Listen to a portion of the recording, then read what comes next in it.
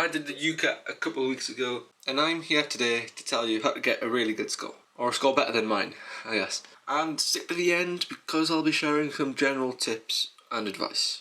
VR is the first section. This is the section where you read texts and answer questions. Do not try and find the easier questions first. Go through the first few texts and then answer them as well as possible, whilst spending a little bit more time than you usually should be doing. Then go through the rest of them trying to find the easier questions so you don't miss those out. And then you should go back to the harder questions and try to guess, really. Let's be honest, there's just not enough time to answer all the questions with accuracy.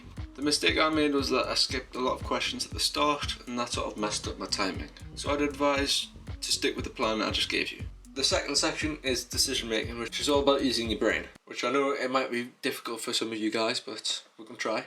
I found that whilst I practiced, there was definitely a range of how long it took me to complete certain questions. But you do have a lot of time, in my opinion, and so you should just go through the section in a linear fashion, but flag and skip any questions which you get stuck on. And by that I mean you spend more than a minute trying to think about how to solve it. My problem was that I didn't practice all the question types. If you wanted to get a really good score on this, then I would recommend practicing all the question types using this website.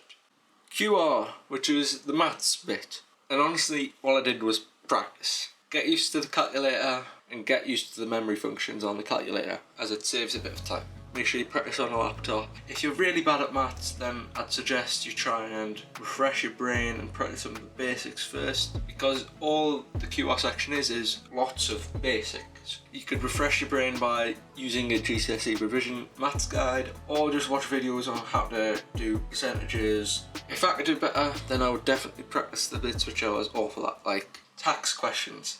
Fourth section is abstract reasoning, which is where you get lots of pictures, you have to identify patterns, and yeah. For this, there are only so many different rules that they can give you or try to make you solve, and they are all related in some way. Some people recommend that you use acronyms like SCANs, but I didn't really use it in the exam. I just did a lot of practice, and that got me used to the different rules that they can sort of give you.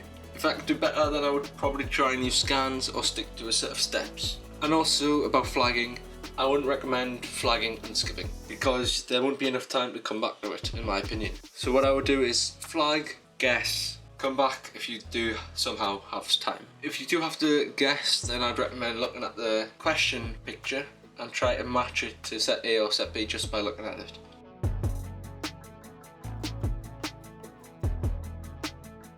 And for some general tips, check the whiteboard pen that you get because mine didn't work and I only really realised right before my decision making. Use these websites for free practice exams and this website for specific questions. I used this book to revise as well, which I found really helpful, and there's a practice exam inside. Here are other general tips. If this video helped you guys, then leave a like down below, and if you got the UCAT soon, then good luck. But I'll see you guys in another video.